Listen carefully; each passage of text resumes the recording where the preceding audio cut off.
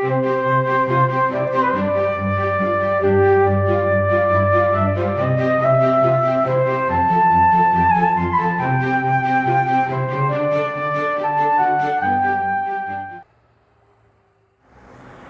is York, one of the great medieval and Roman cities of Europe. But for us, more importantly, it's the historic capital of the north of England.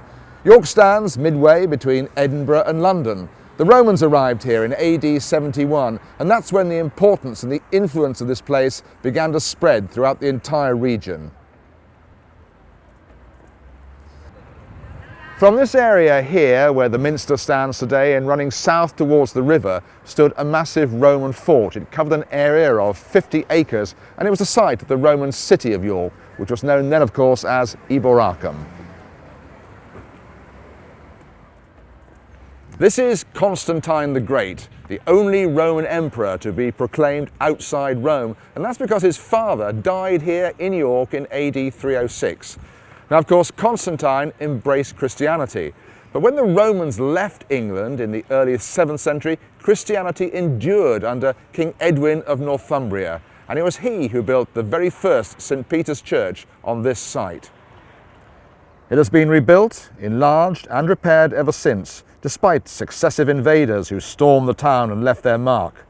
The city was known as Eothawik to the Angles, Jorvik to the 9th century Vikings, Eboracum to the Romans, before eventually setting on its present name of York in the medieval time. After the Norman conquest of 1066, a castle was built here in York. These days, though, all that's left is Clifford's Tower, but we do still have the massive defensive wall which was built all the way around the city, complete with its 4 entrances known as bars.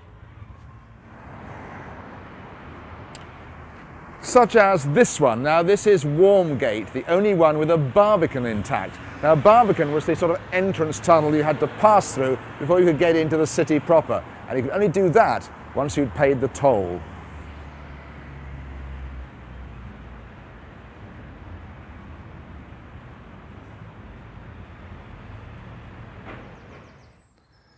Christianity spread across the north of England from the 45 churches and religious houses which there were in the city at one time. Indeed, even today there are still 20 churches inside the city walls, including these magnificent ruins of the Abbey of St. Mary's. Now, this was a Benedictine house founded in 1088 and completed in 1271. But then in 1534, King Henry VIII declared himself supreme head of the Church of England. He closed down all the abbeys and monasteries and religious houses and stripped them of their assets. But York wasn't just a military and a religious centre, it was also a trading port. Boats would come into the Humber estuary and then they would enter the Ouse and get all the way up here to York. When they got here, they found the guilds, and the guilds set standards. They controlled the trade and the quality of the goods. Space within the ancient city walls was very limited. It meant that the wooden shops and houses had to be built very close together. Indeed, on some streets, such as here on the Shambles, they almost seem to be touching each other.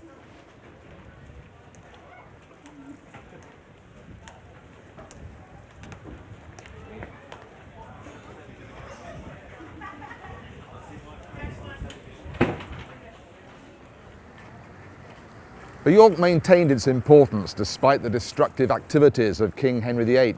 By the 18th century, it had become a centre for the gentry who came here to eat and drink and bet on the horses. And then in the 19th century, it became a hub for the rapidly expanding railway industry.